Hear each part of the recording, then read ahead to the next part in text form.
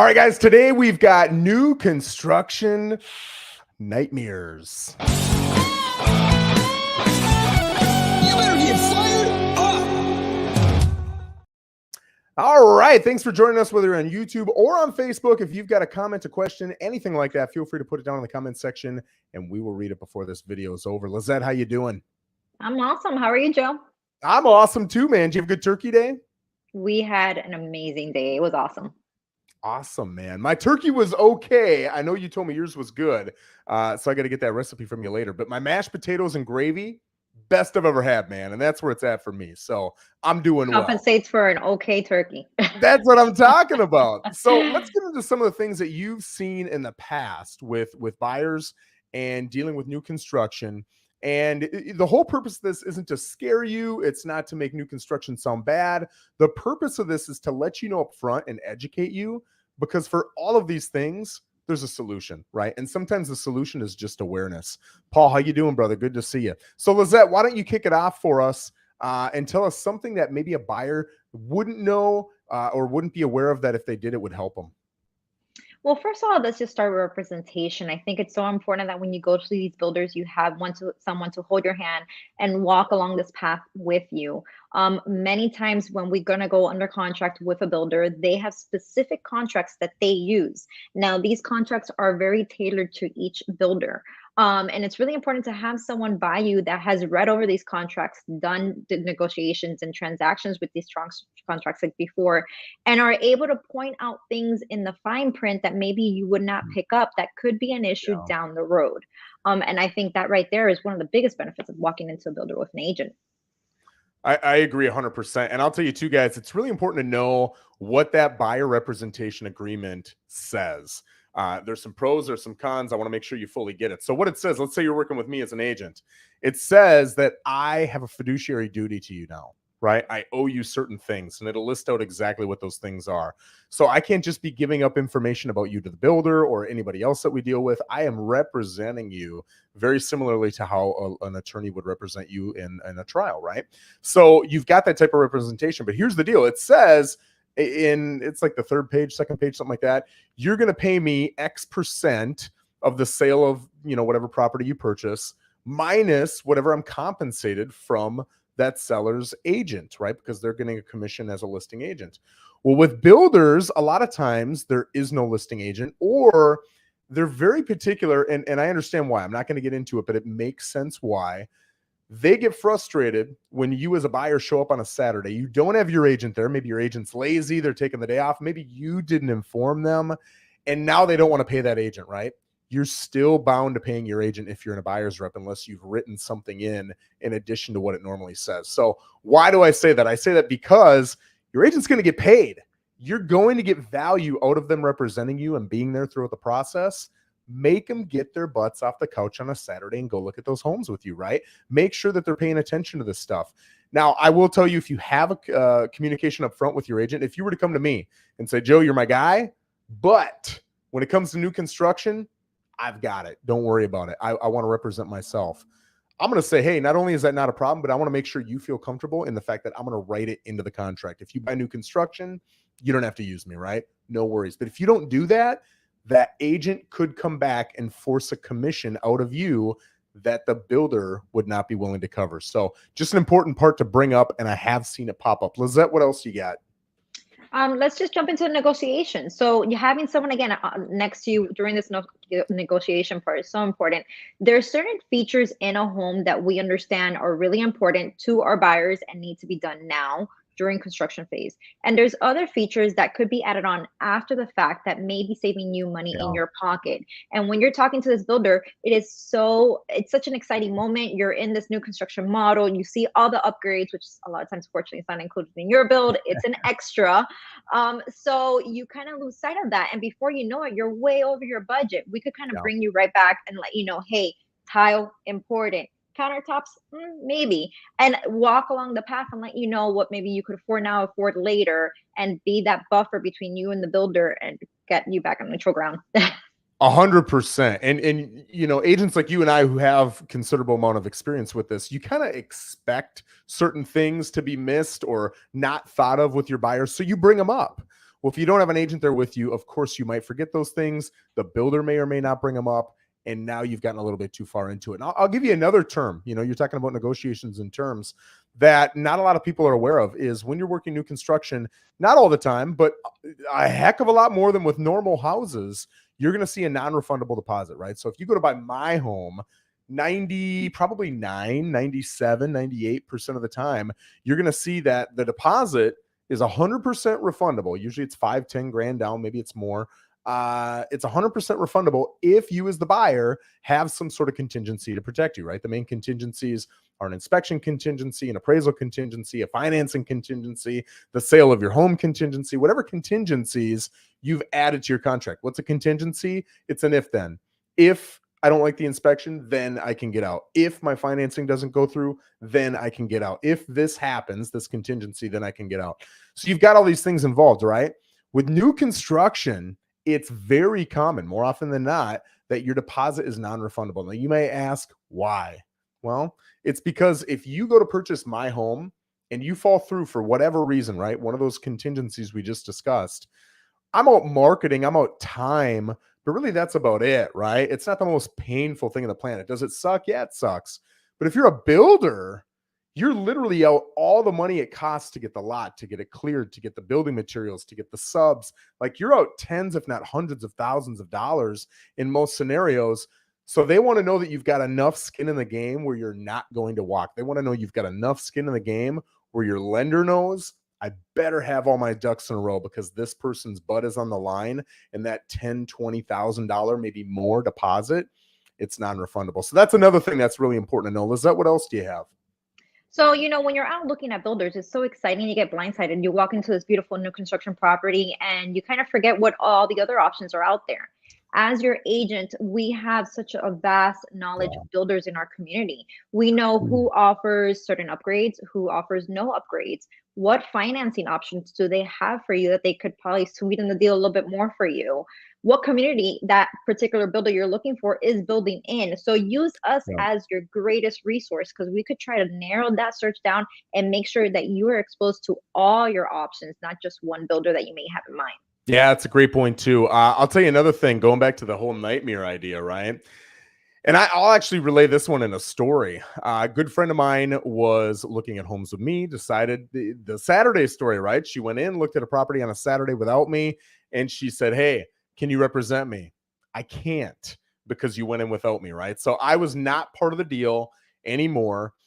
She went forward with the deal, and she called me about 10 months later, and she was bawling. And she said, "Joe, you need to get me out of this contract." And I said, "What's going on?" And she said, I'm making up the numbers. I don't remember the numbers. I purchased this home for 450. It was right at the top of my budget.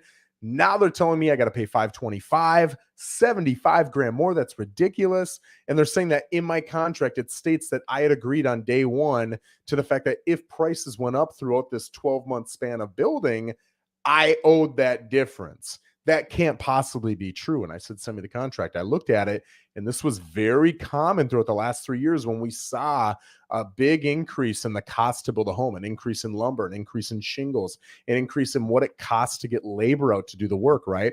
We saw a lot of builders' contracts adding in the fact that if they had to pay more, you had to pay more. So just Mhm. being aware. Now, I'm not saying you would or wouldn't have signed that contract. You might have looked for another builder, but at a minimum, at least you would have been aware of it. You might have been asking more questions along the way, like, hey, how are the costs looking? Instead of getting blindsided a month or two before closing. So that's a good one too. Lizette, what else do you have? And just going back to us knowing our options, I love to present new construction to first-time home buyers. I think it offers them so many options, and us Yeah. as agents are able to guide you again to that perfect builder that has these options. For example, some may cover closing costs, some may are now doing buy down rates. There's lots of options out there, and as a first-time home buyer, how nice is it to walk into a home, you have warranty, and the Yeah. whole scare of something breaking down in the future, you kind of have a buffer with that. Yeah. So using the right agent that knows this is a first time home buyer, let me guide them the right path with the right builder, and tell you maybe I steer away from this one. Let's go see this Yeah. one. It's such an asset. Yep. And I guess my next one, it's another story. It kind of goes back to what you had said about getting new construction and having the warranties, and man, were they happy they had a warranty. There was a buyer, it was not my buyer, and this buyer purchased a new construction home. I know you've heard this story before, Lizette. Mhm. And after about 10, 11 months, what we recommend to all not first time home buyers, new construction home buyers, is you've got a 12-month portion of that warranty where the builder's going to cover just about anything, right? So when an inspection is $300-400, you're almost always going to get your money back plus more in getting an inspection before that 12-month period is over. So around the 10, 11-month range, get that inspection and you'll have some issues come back. Well, this particular builder forgot the insulation up above the garage, right? So all of that insulation above, or not the garage, the whole house, right underneath the roof, all of that insulation was missing. And listen, houses are made by humans. Humans make mistakes. So it was a simple mistake, but man, did it have, or it had the potential to have, huge repercussions. And they said, "Oh my gosh, I was wondering why my power bills were so expensive." Well, this is probably a big part of it, right? So luckily that was found out right away. They fixed it. So what's the solve here? What's the solution for anybody looking to figure that out before they close, right? You'll be offered the ability to have an inspection before you close on this property. A lot of people will say, "Hey, it's new construction. I don't need one." Sure. And the odds that you will actually be happy that you had one are definitely lower than they are if you were to buy any other pre-existing home. But there are circumstances, again, people are human and they're going to make mistakes. There are circumstances where you'd wished you'd had that inspection. Lizette, what else you got? So what about site visits? When you're under construction and Yeah. you really want to take a look at that property and see how it's moving along inside, builders are very, very strict with this for certain reason, for your safety as well. They don't want buyers to just walk into the property and, they could trip over something, step on something and get hurt. Well, us as our agent, as your agent, we can negotiate this and speak with the representative and schedule a time when to take you, be there as your representative and guide you through. And the builder feels more comfortable if there's someone with the buyer, gives you more accessibility to the property as well. Yep. Yeah, that's a good one. And I'm going to end my list here with two others. One is changes mid-build. And this is just, I think people maybe not being told, like once the build starts, it's very challenging to make major changes. Now, if you haven't gotten to the point where you've put your granite on your countertop yet and you want to change the granite colors, can you request it and probably get it? Sure, probably, right? Depending upon the builder, depending upon whether or not they've purchased it, right? Because if they've purchased it, even if it's not installed yet, they might be out money allowing you to go get another one. Now they've got a sales job. They got to sell that granite to somebody else and try to recoup the cost. Well, it's not on them to do that. So that might be a problem, right? But for the most part, builders are understanding, at least the good ones are, right? So if they can do it, they will do it. But I've had people before where they're like, "Hey, I've got 8-foot ceilings in here. We need to jack these up to 10 feet." Well, if we're already 70% of the way through, that is a huge difference to what we're doing. Now, I'll say this, but there's a huge asterisk on this. You can do just about anything you want. If you've got a custom builder, with a lot of these production builders, you can make 0 changes once they've started, right? But you can do just about anything with a custom builder. The thing is, it's going to cost you a lot of money. 10-foot ceilings may have cost you this much up front, but if you don't think about it until you're 70% of the way through, I mean, it might be a 6-figure addition. It's just not going to make sense for 99% of people. So can you change it? A lot of times. But do you want to when you figure out the number? Probably not, right? So those are things you really want to take the time to sit and revisit. I always say grab a bottle of wine for at least 3 visits with your significant other and go over all the different things you want, right? And you'll think of things. You'll have it in your mind what you want, and then you'll be at a pool party with your friends' parents or your friends, and you'll be talking to them, and they'll say, "Hey, I did this in my house. It was awesome. I'm so glad I did." And you'll think, "Oh my gosh, I'm glad I talked about what our home plans were." You'll make those little changes. So I always say 3 bottles of wine before you submit it. I think that's pretty reasonable. The last thing that I'm going to bring up, and then I'll turn it over to you, Lizette, is purchasing your lot, the lot you want to build on, before you get the builder's approval. Now, some builders will not build on your lot. They will only build on lots that they already own in specific areas. That's it. Well, if you're not aware of that, you haven't asked that question, that could be challenging. A lot of the custom builders, they'll build anywhere within their realm, whatever their market is. They'll build anywhere. But there's two major challenges I see with you going out, purchasing that lot before you've gotten the builder over there to take a look at it.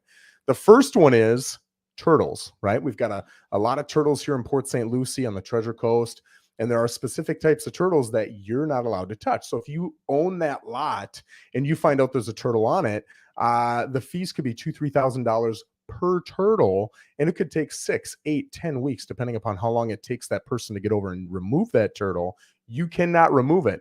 Well, that's a huge cost, and it's a huge time issue. If you're trying to hit a certain deadline, that can be a problem. Here's another one.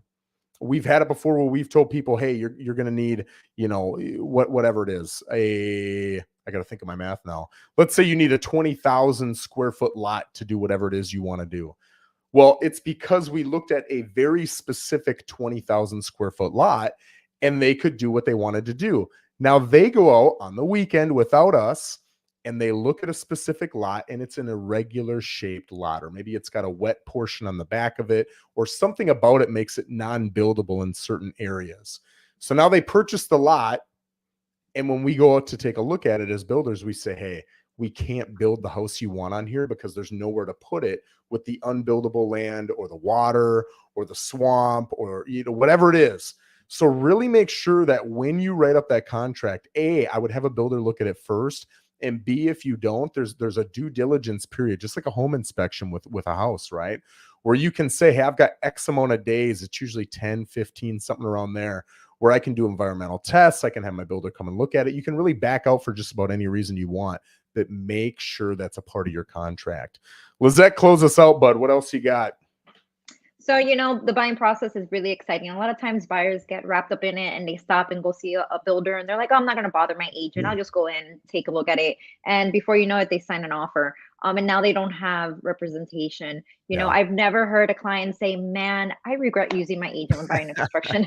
Yeah. But I do hear them say, man, I wish I would have used an agent buying new construction. So we're here to help you. We're here to walk you through and walk you through all the builders that fit what you're looking for. It's not a bother to us. It's actually a benefit for you.